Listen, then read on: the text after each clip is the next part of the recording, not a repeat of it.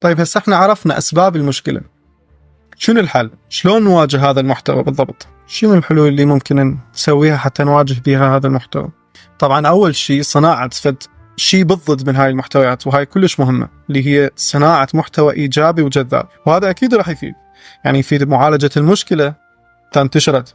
يعني حتى لو هسه احنا على مستوى تأثير القطيع اللي ذكرناه، تأثير القطيع حتى على هذا المستوى إذا انتشر المحتوى خلينا نقول الإيجابي الجيد الهادف، الناس راح تقوم تقلده. هاي يسموها تأثير القطيع، يسموها علماء النفس. الناس راح تقوم تقلد هذا الشيء، هذا التقليد بحد ذاته زين، يعني مو تقليد سلبي، سواء كانت فكرة التقليد بحد ذاتها هي فكرة مو صحيحة، يعني كفكرة أنه أنت تقلد الآخر، ولكن إذا هذا كان قدوة مثلا خلينا نقول أو شخص زين إيجابي، بالعكس احنا نشجع أنه يقلدوه ولا يروحون يقلدون هذولاك، فهذا أكيد يفيد معالجة المشكلة، فراح يأثر ويغير. فبدل أنه مثلا احنا نشكو ونشوف الوضع ونقول أنه ماكو محتوى جيد، نحاول نبادر إذا كان بالإمكان أنه نبادر. وطبعا على فكرة المحتوى الإيجابي كل شيء يخطر على بالكم، حتى المنشورات، مو إلا مقاطع الفيديو. صحيح الفيديوهات تنتشر أكثر من غيرها، يعني بالأخص الريلز، بس عمل الفيديوهات بطريقة جميلة ومرتبة شوية صعب.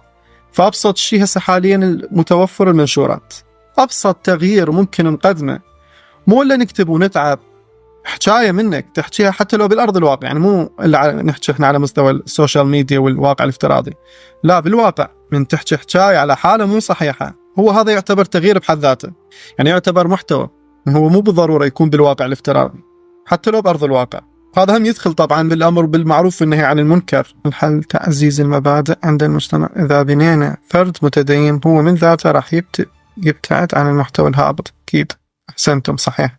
أخير سبب ارتفاعهم وانتشارهم سبب الناس من كل واحد لايك يسعد، وخصوصا هذا الوقت الأغلبية نفس التفكير مع كل الأسف. صحيح. تناول جنابكم القضايا الاجتماعية الأثر في كثير من الشباب، حياكم الله.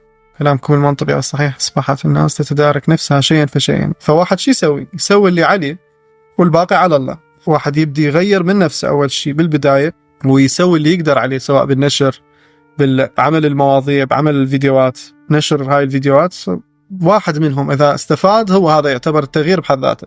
فلا تستهينون أبدا بالأعمال الفردية، يعني حتى هاي الأعمال الصغيرة على مستوى الشخص، يعني أصغر خلينا نقول أصغر كيان ممكن أنت تبدي تغير منه هو العائلة. فتقدر أنت تحكي تنصح، إذا شفت حالة غلط، أحد عنده مثلا انجذاب الفت حالة غلط، كلش طبيعي أنه أنت مثلا تنصح وتحكي وتقول هذا غلط هذا صح، هاي الحالة خطأ، ولكن شنو بأسلوب لين، أسلوب لين، ما يصير أسلوب متشدد، حتى همين المقابل يتلقى المعلومة بصورة صحيحة وياخذها بحسن نية. فهاي المواضيع أو المحتويات، يعني حتى المنشورات أبدا لا تستهينون بها. هذا المنشور الواحد لربما غيرت الفكرة عند شخص، هذا هو إنجاز بحد ذاته. سؤال: شلون أعرف البث ايش قد وصل؟ أنا جاي يطلع قدامي حاليا 7K، يعني 7000. فإحنا قلنا هسه أول شيء صناعة محتوى جيد، محتوى إيجابي، سواء فيديو، سواء منشور، سواء نصيحة تحكيها بأرض الواقع، تحكي ويا العائلة، تحكي ويا أقرب، تحكي ويا صديق، هذا هو التغيير.